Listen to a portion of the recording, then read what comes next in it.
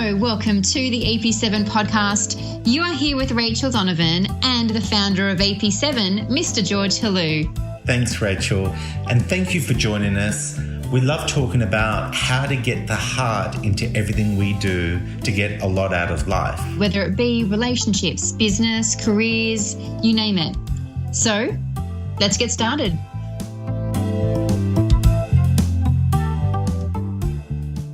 Today we have one that's about a relationship, but it's our relationship actually with money.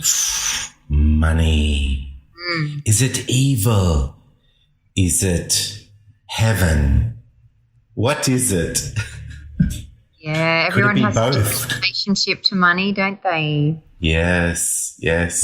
I've had a very tumultuous relationship with money in my past, and I've had to learn the hard way how not to treat money, how to have a better relationship with money. Mm-hmm. What about you, Rach? I think I'm still learning. To be honest, I think I still am too. But let's explore this. Yeah. I despised money. I felt like it was very controlling because people who had a lot of it meant that I couldn't be equal. So I became very determined to make a lot of money. But the problem was when I got it, I still was resentful about the fact that money could make me not as equal as someone else. So then I spent as if I had a lot of money. And boy, did I spend. I treated it like a mistress.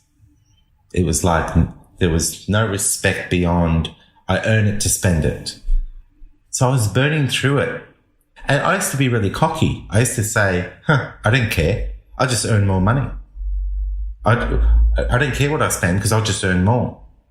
That's how full of it I was through that process. Little did I know that my lifestyle addictions and my imagination would always outstrip my capacity to earn money. I could easily find ways to burn it much quicker than I could, no matter how clever I was, to earn more of it. And so I look back and I shudder that, some people have gambling problems. Well, I just found a more cunning way to be a gambler by gambling on what I earned as if I could afford to just let it go in the most trivial ways, yeah? But then I also didn't want to go the other way, which is to worship it and hoard it and hold on to it. It's like a stagnant pond. It can't be healthy if you just all you do.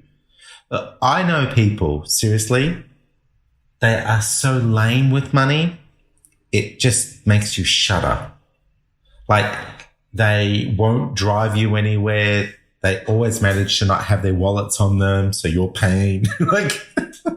Do you know people like that, Rachel?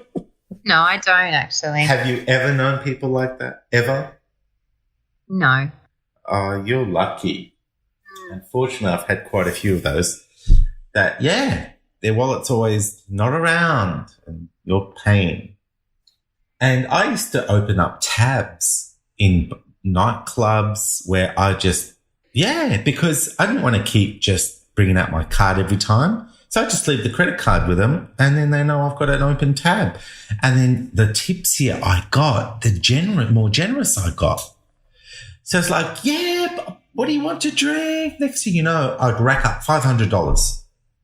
That was 15 years ago. That was a lot of money back then. Now it's probably almost $1,000 compared to prices, Wow. And I was tipsy. I was drunk. I was on good income and I didn't have any huge liability. So I felt free, but I didn't have a sense of responsibility to building what I was earning towards an asset, towards assets that grow. So money is an interesting thing. Like I find I'm bad at saving. I just sort of, I'm not like, I don't spend exorbitant amounts, but I just kind of never seem to save much. All my money sort of goes with food and day-to-day things. And I just sort of struggle to have a better system or, budget up or something. I think we definitely should in this podcast explore the world of how to turn on more money in your life. Definitely go there. I also think that understanding what money really, really is in principle is going to help us start to understand how we're relating to it and how relevant that is. So what is money? Well, isn't money a receipt of you being owed something? Is that interesting, isn't it? It's like a receipt that says somewhere along the line you gave to the community through your skills, through your efforts. And so now this is a receipt so that you can get paid back. So it's almost like frozen energy. Because you see, you gave of your energy, and so then they said, well, hey, every action has an equal and opposite reaction. Here's a receipt that freezes the energy so that you can thaw it out and have it back whenever you want. So then you've got a wallet full of frozen energy receipts, and then you go to a restaurant. What do? You now have an agreement that the owner of the restaurant, the chef and the waiter, and all the produce, the energy that brought that produce there so that they can weave their magic, and the ambiance, the designers that made the place something that makes you feel good in it. Can you see what's happening? There is a very intricate relationship to deliver back to you all that energy through food and service and comfort. And then what do? You say, thank you very much for all the energy that you've given me. You can have this frozen energy to thaw out when you want. So is money really, in essence, about helping us trade with one another, our skills and our effort? It is, isn't it? And then if you want something big, you can give day to day and save up this frozen energy to buy a house, to buy a car, or maybe to go on an extraordinary adventure around the world. But money's great because of this, because you can, if you were just trading your eggs, your fresh eggs from your chooks and your carrots, how are you going to mount a huge chunk of frozen energy to buy something extraordinary that's way beyond your everyday? It's not going to happen, is it? Do you know, I heard that back in the day, they used to have these sticks, and whenever you traded with someone and you gave something, they marked your stick. And so you walked around with a ledger, and every time you took something, it was a mark the other way. Or I don't know exactly how it worked, but it was almost like you were walking around with your balance sheet. Wow. Isn't that interesting? But we got to understand that money is neither good nor bad. That's why I like seeing it as frozen energy. Money is only bad if our relationship to it is like what mine was, which is, I despise you. I am going to earn you and treat you with no value. I'm just going to spend you like you're nothing to me because I hate the fact that I'm controlled by you. Or, oh my gosh, I need you so badly. I'm just going to hoard you. I'm not going to spend any money because I'm not safe, and I need to have a buffer into infinity to feel safe because I never ever. And do you know people who've gone through a depression and wars, they went through the trauma of not having. Even basic food was a struggle. So you'll find that they carry the trauma into their everyday where they hoard the money, not because they want to, but emotionally they never ever want to go through that suffering ever again. So we can understand that. But what's happening to our existing generation is it's gone the other way because they're cut from that trauma. So you got trauma moves people into hoarding, and now this generation moves it into just splurging and overspending and living for the day, living just for the moment. And I think for us, we need to restore the balance. How do you personally find your healthy relationship with money where you have enough of a buffer so that you understand nature has a winter. We have times where we're not earning that much money. We have times when we don't have a job or we don't have as many clients. I have moments where I'm at 50% capacity or 60, 70%, and I'm thinking, whoa, I'm getting a bit low. And I have times where I'm booked out for 6 weeks. It can fluctuate that much, you know, and we need to respect that flow of life. It's dynamic. It's never always the same. So we need that healthy relationship to go, no, I need to have a bucket that fills for rainy days and long winters and emergencies. And then on the other side of things, why are you earning money? It's if the buffer's going to be there because it's good, what's your purpose in life? What do you want out of it? And I want quality experiences where I feel like I'm here to touch everything that's beautiful in this life. New places, culture, new innovations. So what experiences do you really, really want? And if you develop a desire for certain experiences are really, really important to you because they give you adventure, they give you a connection to this world as a playground for you to be expanded by these beautiful experiences, right? What I find is that most of them don't need money. This is quite extraordinary, but most of them don't need money because you can have the most expensive car and be lonely. You could be a billionaire and have people only being your friend for the opportunities. And therefore, you're going to feel like, do you have any real friends? Because the money almost feels like it corrupts everyone around you because of the power you have with that money. So it doesn't matter how little or how much money you have, you can be just as miserable on both sides. Yeah.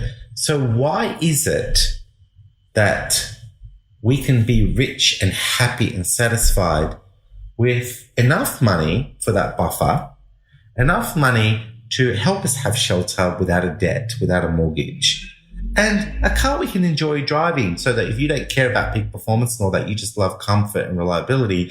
My goodness, cars are cheap these days that give you all that, right? So we have to understand what's really important to us personally.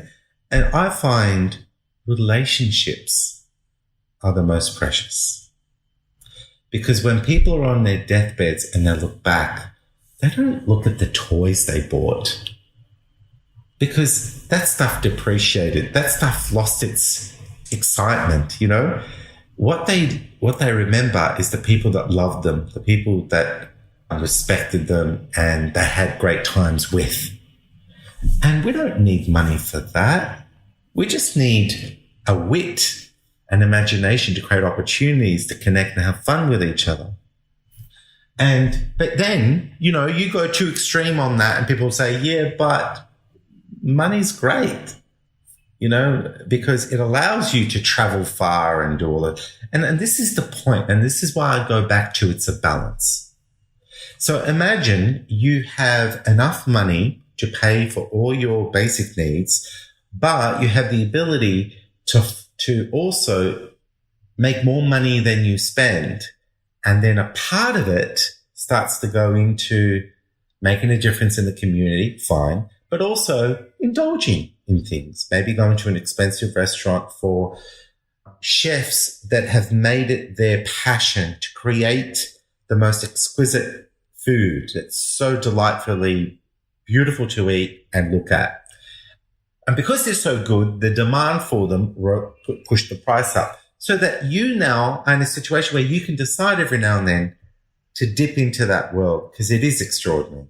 But you don't need to dip into it that often because of where you're at and where your means are at. Can you see how there's a whole world there where you can choose to dip into it, but the pressure now falls back on you to go, all right, but where am I with that? Do I care for that world? Because I could tell you, not everyone cares. for that world. But if you do, and you like beautiful things, and you like exotic, extraordinary experiences, and you want to be in a space where the artists of this world took whatever they created to an incredible dimension of creation, like the supercars, like interior designing, just homes that are breathtaking. Is that going to be you, Rachel? Because that's what you're studying now, right? It is, yeah. You want to be one of those people that creates an environment that's so breathtaking. Yeah. Yeah, that, yes, it's going to be a bit expensive to hire an interior designer that's studying, that's made it their life to be networked with the most beautiful furnishings and ideas, and the ability to pull materials and trades that can create something that's so extraordinary that not only does a designer can imagine it, but she's made herself or him resourced to make it a reality. Yeah. Now, you deserve to be rewarded for that. Good money for that. There's a lot of frozen energy that should be thrown your way because you have actually exhausted a lot of your energy to put yourself in that position to deliver something that then someone goes home and their heart opens. The place is so functional, it's so beautiful. It just completely talks to them of how beautiful they are and how beautiful this world is because of what you gifted them, right? Okay. Now, I think we should therefore go to how we can create more money. Because not to overspend is one thing, and to truly know how to be balanced is great. But to be balanced means you have to be able to give people something that makes them want to throw money at you in a respectful way. We're not talking about, throwing money at you. Okay. Now, we, in our education, we're turned into drones. We're taught to just listen to other people, do what they say, they give you a wage, and you get to go home feeling secure with enough money to make ends meet. Unfortunately, that's the status quo relationship with money. You grow up to get a profession. Now, if you push a little harder and become a lawyer or a doctor, yes, you can spill into a better place, but you still have to work hard and long hours for a long time before you get to retire.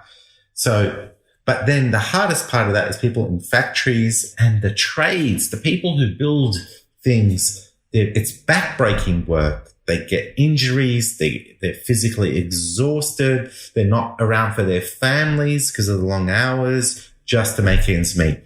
And that's just not good, right? So I personally believe that we're in a world now where if you want to believe in something and you want to create it, it's easier to do that these days because through social media, you can reach a niche target market. Through online connecting, you can produce something very quickly because you've got access to so many people, right? So it's changed everything. It really has. And so now it's kind of like the first thing that gets in our way is confidence. Because when you've been educated to think that you just need to work for a wage and defer what you're capable of and what you're allowed to have to other people like bosses and things like that, you get stuck in servitude, right? Now, if you love your job and if you're getting paid a lot of money, that's great. But if you don't mind your job and you wish you got paid more money, but it puts you under pressure, then that's not good. And too many of us are in that situation, right? So the key to this is you're going to have to start finding ways to listen better to your boss, to your colleagues, to clients or customers if you're dealing with them, or even if your colleagues, you have to give them a service, then you have to listen to better them. Because the key to making more money is to give people extraordinary experiences. That's the key. And you're not going to be able to do that unless you slow yourself down and start to deepen your understanding of what's really important to them. When you sit with that, listen carefully to what they say, how they say it. When you look at what bugs them in their role or what bugs them as a customer about products or services, and you start to sit with why that's the case, and you question it in your mind, and you play the what ifs. What if it didn't have to be this way? What could it be? And start to open up. You're not going to open up to a better way until you fully are intimate with the problems themselves, right? So don't try to rush to ideas until you're fully intimate with what's going on. What will then happen is you start to glimpse better ways of being. And also, just validating people and understanding them better instantly helps you to see how to better match solutions, products, things you can do that gives them a better experience. We are innately problem solvers, right? So the moment we start to understand something really, really well, we will find ourselves starting to see things that we didn't see before. However, eventually your confidence will start to build as you do this, and your ideas start to become more spectacular as you get used to and are in the habit of going deeper with what's really going on around you for people. Now, eventually what will happen is that people will notice, people will then feel very valued, and they become a fan of what you stand for and who you are. That will create opportunities. Those opportunities will include promotions, tips. It will include being poached by other companies who heard about you because of your reputation, and clients are raving to your competitors about you're incredible, right? So you're getting poached, you're getting promoted, you're getting tips. That's more money.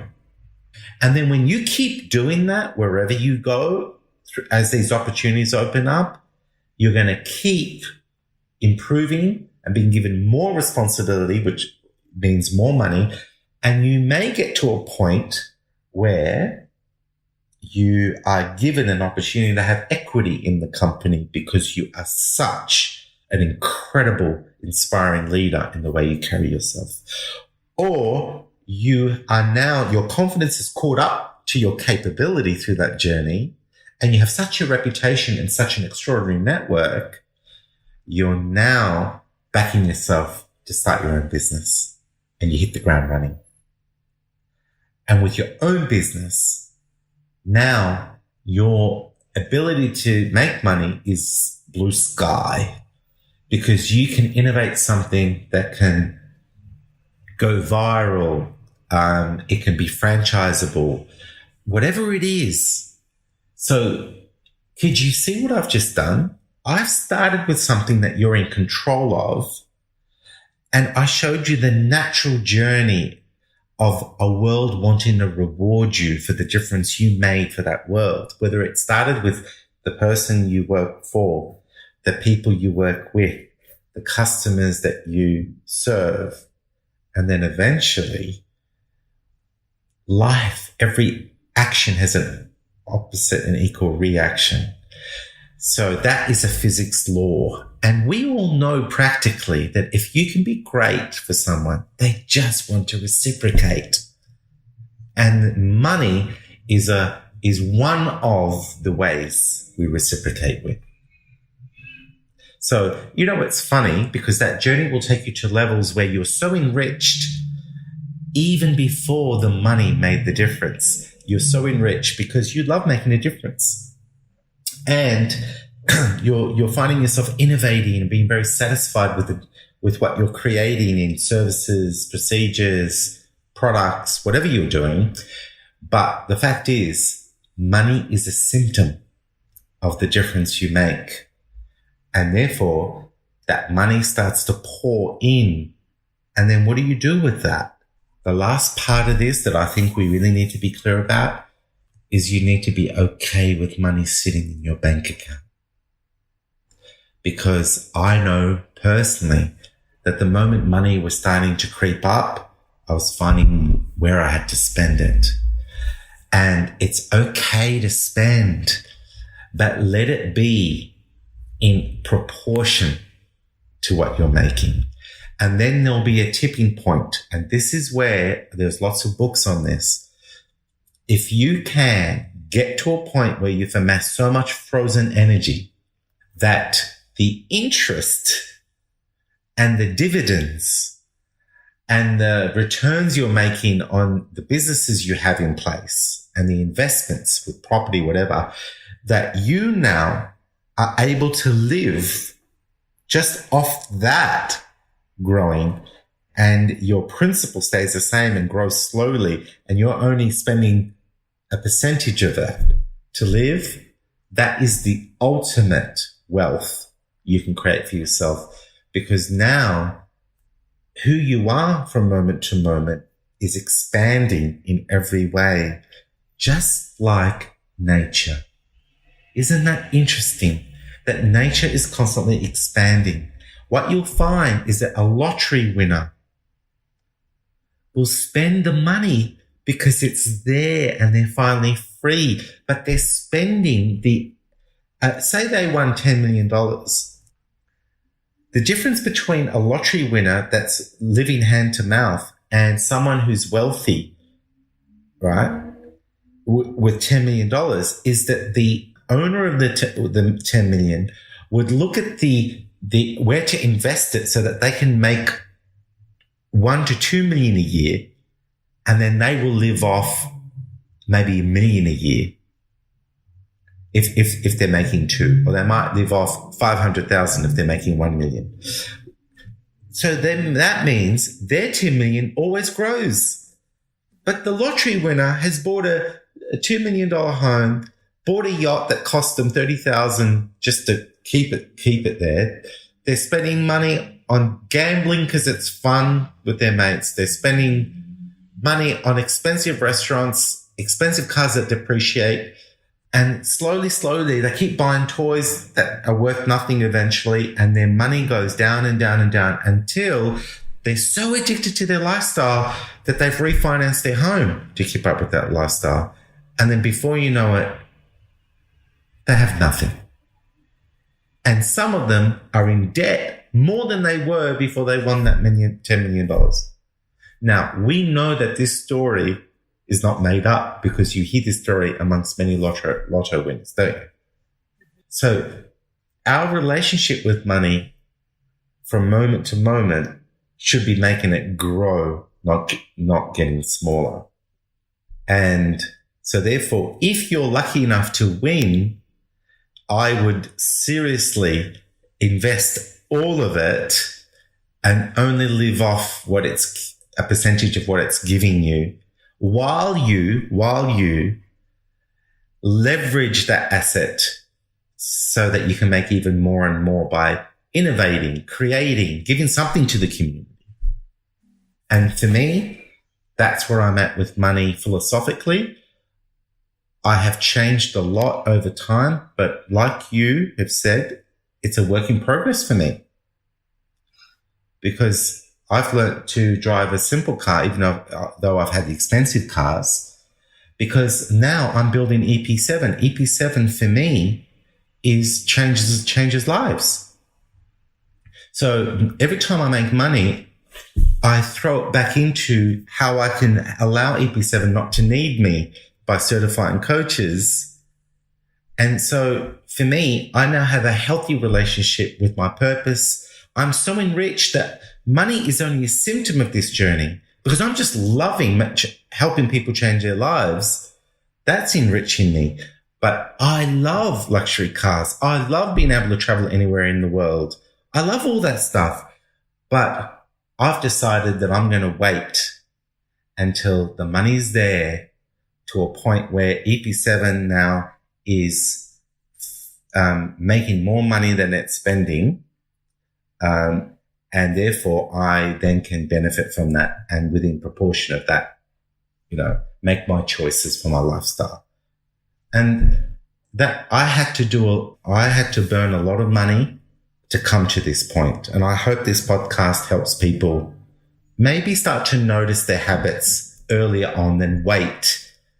Like I had to wait probably 15 years after I started to earn good money before I learned that hard lesson. And I wished I was listening to people talk about this earlier on. But you know what's interesting? You could hear the philosophy and it still may not register until you make those bad choices. So I don't worry about that, because I do value experiences. All of us have to grow in our own way. But Rach, it's about us sharing ideas, isn't it? Just for the people that are ready to go, I'm ready to have a better relationship with money. Yeah, but I think a lot of people are looking for that, and any bit of help is amazing. Yeah, cool. To keep learning, keeping that work in progress. Well, thank you, George. Thank you for all of that advice and wisdom and experience. So, show me the money. Enjoy, guys. Thanks for listening. I hope you enjoyed me ranting about money. Talk to you soon. See you next time. Ciao for now. Thank you for joining us on another EP7 podcast. If you liked what you heard, remember to share and subscribe so you're notified of every podcast released. If you have any questions or would like to connect with us, please jump on the EP7 official Facebook page. We'd love to hear from you.